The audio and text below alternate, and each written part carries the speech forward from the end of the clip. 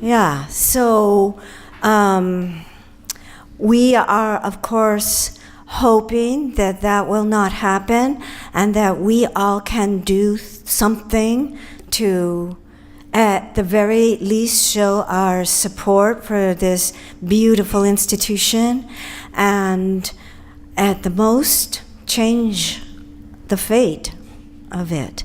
So I'll be talking a little bit more about that later. I usually start with a poem by Jackson Wheeler, who first founded this series here at the Carnegie 15 years ago, but 10 years before that, he actually started it in Ventura, and it moved around until it came here to the Carnegie. Now, Jackson Wheeler passed in 2017. He was a great supporter of the Carnegie. So one of the things that occurred to me to wonder was, oh my gosh, how would Jackson feel about this? And I think I know. I think he would be running down to the bank to get an equity loan, line of credit on his house, type of a thing, to do everything he could to save the Carnegie. And some of us can't do that, but there are things that we can do. So I picked this poem that Jackson wrote. We always start with a poem remembering him. And it's a poem based on a piece of art.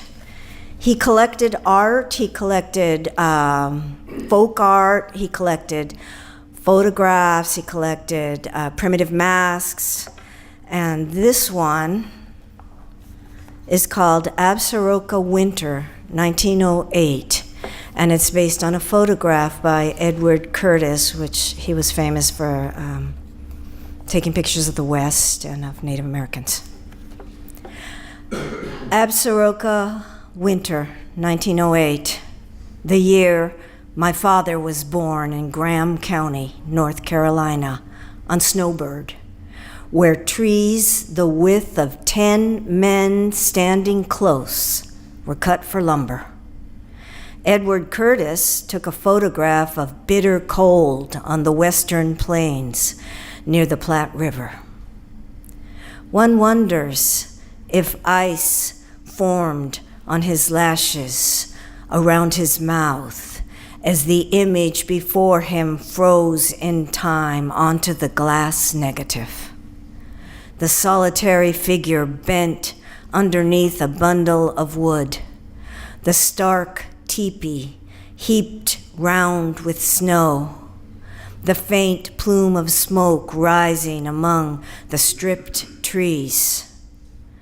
My father would have been 6 months at most, aware only of the aureola of his mother's breast, her dark eyes, his warm slumbering far from this desolate land, frozen now for his youngest son, middle-aged, the fourth child of his coupling, caught by a coincidence of date, which summons both infant father, infant son, to this bleak solitude where even now memory is erased like a path in the snow.